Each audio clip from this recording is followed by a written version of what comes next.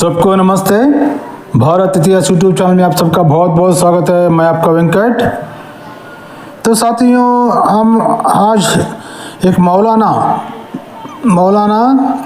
क्या कह रहे हैं सुनेंगे। जो दिल्ली में बॉम्ब ब्लास्ट किया था ना, जो उमर अकबर को जो कोई भी है वो डॉक्टर था बोल रहे ना, तो उसके बारे में ये मौलाना आके कुछ कह रहा है हमारा सरकार के बारे में और मुसलमानों के बारे में कुछ कह रहा है। सुन के फिर हमारा जो राय है, हमारा जो काउंटर है वो रखेंगे। फिर इस वीडियो को अंत तक देखते रहना और आपका क्या राय है कमेंट करके ज़रूर बताना। देखेंगे ये मौलाना क्या कहता है, फिर उस मौलाना बात को हमारा काउंटर सही है या गलत है आप कमेंट करके ज़रूर बताना, ठीक है। चलो आ जाओ। हमारा ये वीडियो हमारा भाई मुसलमान भाई मोहम्मद रिजवान, डॉक्टर मोहम्मद रिजवान ने बनाया है। इसके बारे में वही का वीडियो में चुरा लिया हूँ मैं थोड़ा से क्लिप को, तो देखेंगे साथियों।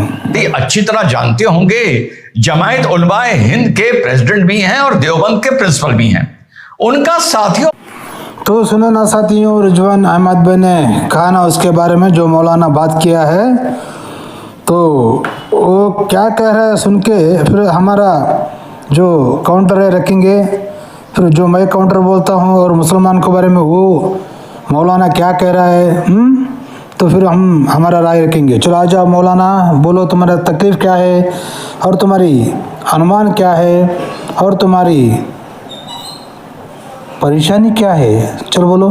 क्या है कि मुसलमान अपाहज हो गया, खत्म हो गया। अरे मौलाना, मुसलमान अपाहज हो गया ना और खत्म हो गया बोल रहा ना। मुसलमान अपाहज नहीं हो गया।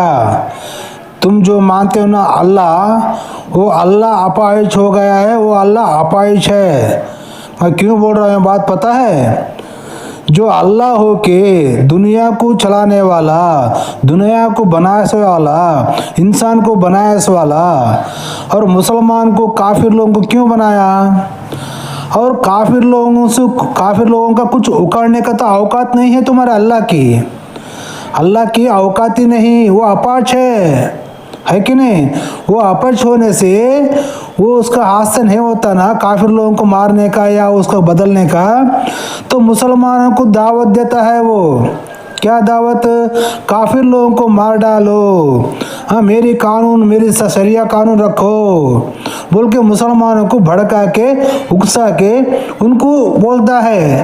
लेकिन अल्लाह अपाहिज है, उसके हाथ से कुछ नहीं होता, उसके पास ताकत ही नहीं है, उसके पास ना हाथ पैर है, कुछ भी नहीं है वो, और वो कुछ भी कर भी नहीं सकता क्योंकि वो अपाहिज है। मुसलमान अपाहिज नहीं। तुमको जब अल्लाह तुमको अपाहिज बनाया, अल्लाह अपाहिज है करके तुम लोग को इंसान होके तुम दूसरे इंसान को मार डालो बोल रहा है।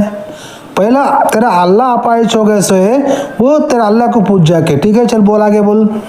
बांझ हो गया। मैं नहीं समझता हूँ ये बात क्या बात है कि आज दुनिया का मुसलमान एक आदमी न्यूयॉर्क का मेयर बन सकता है। ममदानी, अरे मौलाना क्यों नहीं बन सकता मेयर? न्यूयॉर्क का मेयर बनना बोलते क्या होना अर्हता, उसकी अर्हता क्या होना वो है तो हो जाता ना। क्यों हमारे भारत देश में मिनिस्टर नहीं गया असदुद्दीन ओवैसी बोलने वाला, हैदराबाद वाला, क्यों मिनिस्टर कैसा बना फिर वो? और हमारे देश में हाँ नेशनल फाइनेंस मिनिस्टर कौन था? मुसलमान ही था ना। और हमारा राष्ट्रपति कौन था? डॉक्टर अब्दुल कलाम, वो भी मुसलमान थे ना। राष्ट्रपति बन गए हमारे भारत देश में। न्यूयॉर्क में नहीं बन सकते तुम, दूसरे देश में नहीं बन सकते, लेकिन भारत देश में तुमको सब सुविधा दिया ना। भारत देश में मिनिस्टर बन सकता है, मेयर बन सकता है, हाँ राष्ट्रपति बन सकता है, और एजुकेशन मिनिस्टर बन सकता है जिसको कोई नॉलेज ही नहीं हो एजुकेशन के बारे में, है कि नहीं? खाली मदरसा के बारे में एक ही माँ पता रहता है उसको, वो आके एजुकेशन मिनिस्टर बनता है हमारा भारत देश का। कितना दुर्दैव है हमारा देश का, उसको एजुकेशन के बारे में कुछ पता नहीं हो, कुछ पढ़ा ही रहता नहीं है। ये कांग्रेस की नीति है नहीं? चल बोल। लंदन के अंदर मेयर बन सकता है एक खान। हिंदुस्तान के अंदर किसी मुस्लिम यूनिवर्सिटी का कोई आदमी वाइस चांसलर नहीं बन सकता, और अगर बनेगा तो आजम खां की तरह जेल के अंदर जाएगा। हाँ साथियों, सुना ना ये मौलाना लोग कैसा विक्टिंग कार्ड प्ले करते बोलने का। अरे मौलाना, तो न्यूयॉर्क का मेयर बन सकता, अगर बनेगा तो उसको ये हो जाता, कैसा हो जाता रे? हमारे देश को आज़ादी मिलने के बाद, मुसलमान को पाकिस्तान देश देने के बाद, हमारा भारत देश का पहला एजुकेशन मिनिस्टर कौन था रे? बोल मौलाना, बोल। हमारा भारत देश में बनाया ना, फर्स्ट एजुकेशन मिनिस्टर बनाया, राष्ट्रपति बनाया, मिनिस्टर बनाया, सब बनाया ना हमारे देश में। क्या आंखों में क्या रख लिया है फिर तू? है कि नहीं साथियों? चल आगे बोल। बे औलाद जेल में डाल दी जाएगी। आज देख लीजिए अल-फलाह का क्या हो रहा है, जेल में पड़ा हुआ है और कितने साल जेल के अंदर गुजरते हैं नहीं जानता कोई आदमी। यानी मुसलमान कोई भी कुछ भी जुर्म करे तो उसको छोड़ देना चाहिए खुला, है कि नहीं साथियों?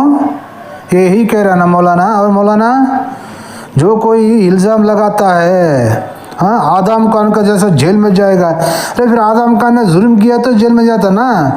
भारत देश में जितने भी मुसलमान है, हर एक मुसलमान तो जेल को नहीं गया ना, हर एक मुसलमान को जेल में नहीं डाला ना। और तेरे को नहीं डाला ना मौलाना, तेरे को डाला है जेल में? क्यों डालते? कौन जुर्म करता है उसको जेल में डालना ही पड़ता है ना। तो साथियों, ये मौलाना लोग की ये विक्टिम कार्ड है। ये मौलाना लोग मुसलमान लोग को भड़का के उनको मोहरा बनाते हैं।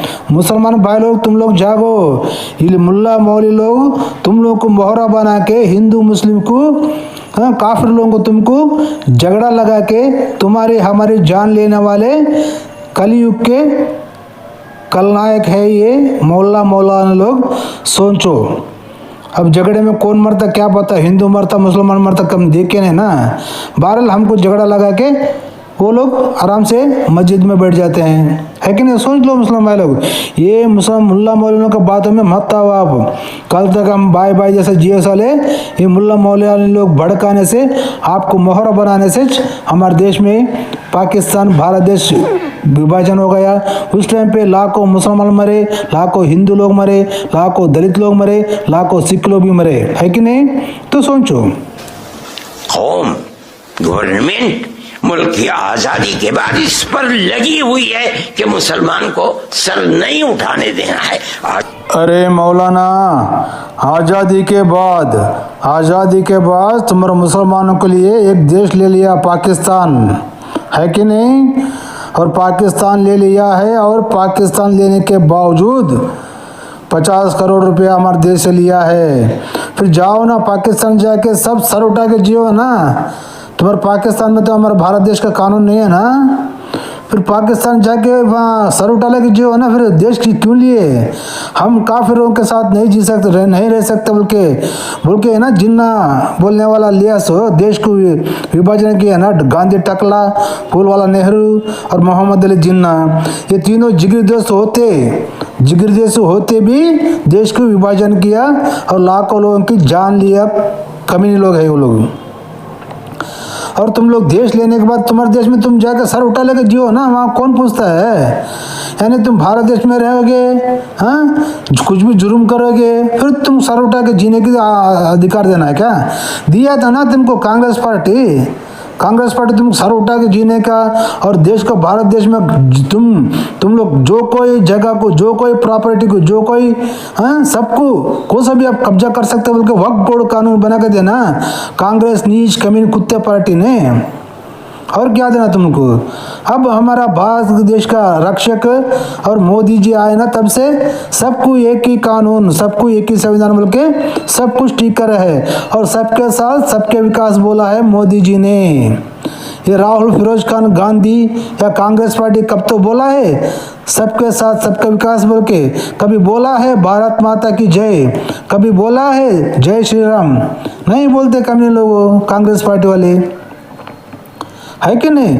अब मोदी जी आया, सबको एक ही कानून है, तुमको अलग कानून होना है ना। फिर जाओ ना, फिर पाकिस्तान को क्यों पड़े हो? भारत देश में काफिरों के साथ क्यों पड़े हो? चले जाओ ना, फिर तुम्हारे देश को जाकर तुम सर उठा लेकर जियो, है कि ना साथियों? चला गया बोल। जिसका नतीजा है कि लोग ये कहते हैं कि मुसलमान के अंदर लीडर चले। क्या कहते हो तुम? मुसलमान कौम कोई बांझ थोड़ी है, अगर नहीं थी तो वहां कैसे बन गए? यहां किसी यूनिवर्सिटी का वाइस चांसलर नहीं बन सकता आदमी। मैं ये कहता हूं, अफराद थे, बनाना चाहते थे, बना दिया उन्होंने, खड़ा कर दिया। आज अफराद बनाने वाले लोग नहीं रह गए, हौसले पस्त कर दिए गए।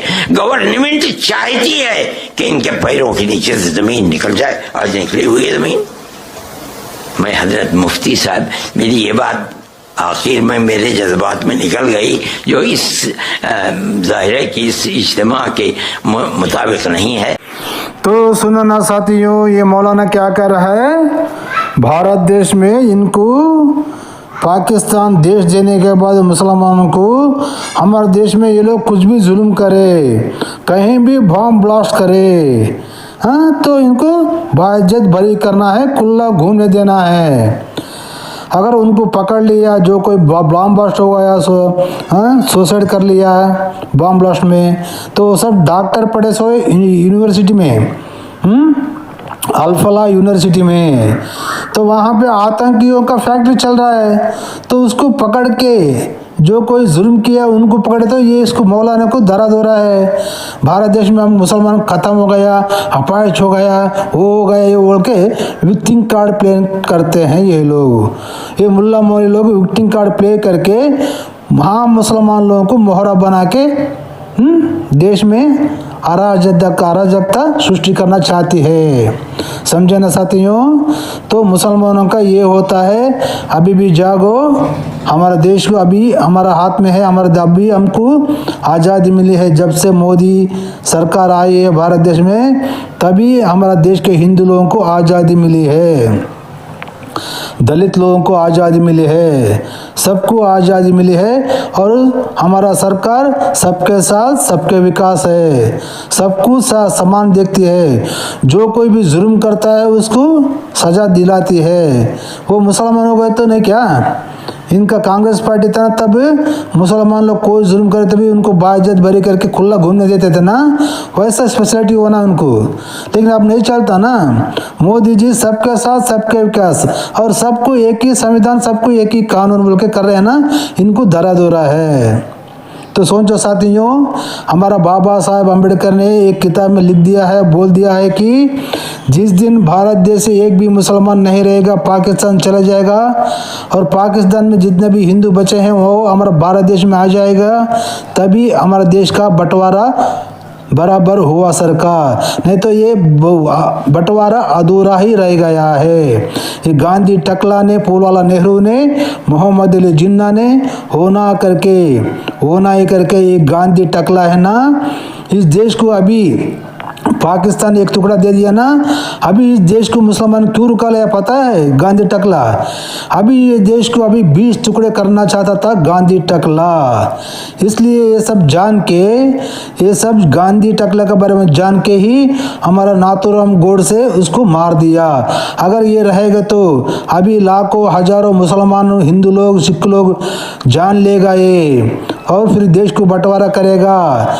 बहुत से लोगों की जान बचना है, मुसलमानों का, हिंदू हो, सिख हो, दलित हो, उनकी जान बचना है, तो पहला ये गांधी टकला को मार देना है, अच्छा है बोल के सोच के नाथूराम गोडसे ने हमारे देश को, हमारे देश की जनता के लिए अपना जान बलिदान दिया है।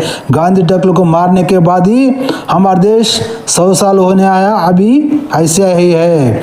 अगर गांधी टकला होता तो तभी 10-20 साल में हमारा देश अभी 10 टुकड़े करता था गांधी टकला, ये सच बात है। तो सोच लो साथियों, अब क्या करना है आगे हमारे देश के हिंदुओं, दलितों, सिखों, ईसाई हो, कोई भी हो, तो सोचो ये बंटवारा पूरी होना है या नहीं है। सोच के आपका राय कमेंट करके जरूर बताना। देखते रहना भारत इतिहास यूट्यूब चैनल। मैं आपका वेंकट। जय हिंद, वंदे मातरम, भारत माता की जय।